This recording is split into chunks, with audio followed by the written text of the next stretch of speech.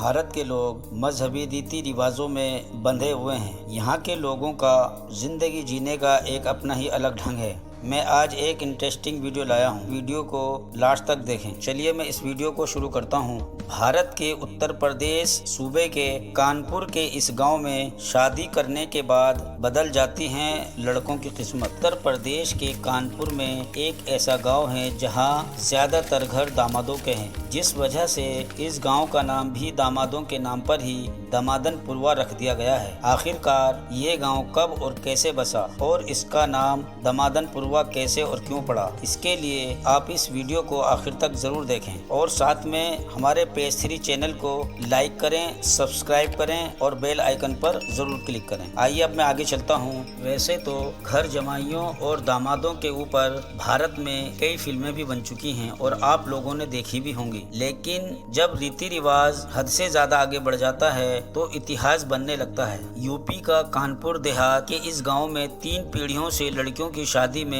दूल्हे विदा होकर घर दामाद बनते हैं और यहीं पर रहकर बस जाते हैं। शादी में दुल्हन की विदाई तो आपने कई बार देखी होंगी, लेकिन कानपुर देहात के अकबरपुर तहसील के दमादनपुरवा गांव का नाम महज इस वजह से ही पड़ गया कि यहाँ जब भी किसी लड़की की शादी होती है तो दुल्हन विदा न होकर यहाँ दूल्हा बना लड़का अपने घर से विदा होकर आता है और यहीं पर बसकर घर दामाद बन जाता है। पूरी दुनिया में मशहूर ये भारतीय गांव अब विषय का चर्चा बना हुआ है, जिसकी पहचान दामादों की वजह से होती है। इसी वजह से इस गांव का नाम भी दमादनपुरवा पड़ गया है। अगर मैं इस गांव की लोकेशन के बारे में बात करूं तो ये कानपुर मुख्यालय से 10 किलोमीटर की दूरी पर बसा है। गांव वालों के मुताबिक इस गांव में सबसे ज्यादा घर दामादों के हैं। एक एक कर यहाँ दामादों ने घर बनाए तो आसपास के गांव के लोगों ने इस आबादी का नाम ही दमादनपुरवा रख दिया। आखिर सरकारी दस्तावेज ने भी यह नाम मंजूर कर इसे सरियापुर गाँव का मजरा मान लिया। बुजुर्ग बताते हैं साल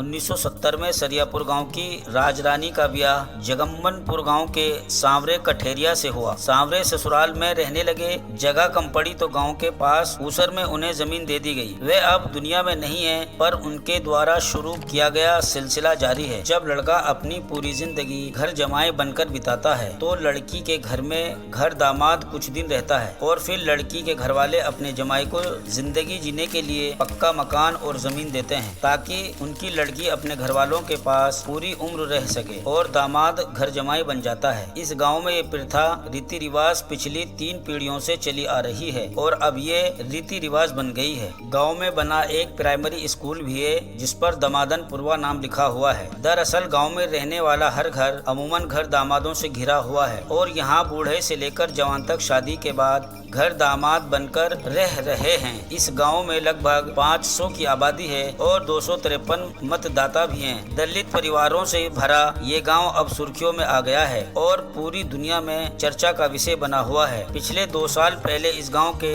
नामकरण के बाद अब ये गांव सरकारी अभिलेखों में भी दर्ज हो गया है, जिसके बाद ये चर्चा का विषय बना हुआ है। गाँव के ही रहने वाले बुजुर्गों ने बताया जब वे शादी होकर यहाँ आए थे तभी से इस गाँव में घर दामाद बनकर रह रहे हैं। उन्होंने बताया कि आर्थिक स्थिति सही न होने की वजह से इस रीति रिवाज की शुरुआत हुई थी और अब ये रीति रिवाज परंपरा बन गई है। शायद ये पहला ऐसा गांव होगा जो अपनी रीति रिवाजों के चलते मशहूर हो रहा है और यहाँ ज्यादातर लोग अपने लड़कों की शादी शायद इस वजह से भी करते हैं कि उन्हें भले ही पूरी उम्र घर दामाद बनकर रहना पड़े, लेकिन शादी के एवज में उन्हें ससुराल की ओर से मकान और जमीन मिल जाती है। फिलहाल जिस जमीन पर ये सभी घर दामाद मकान बनाकर रह रहे हैं ये जमीन पट्टे की जमीन है और इन दलित परिवारों को रहने और खेती के लिए सरकार की तरफ से दी गई है।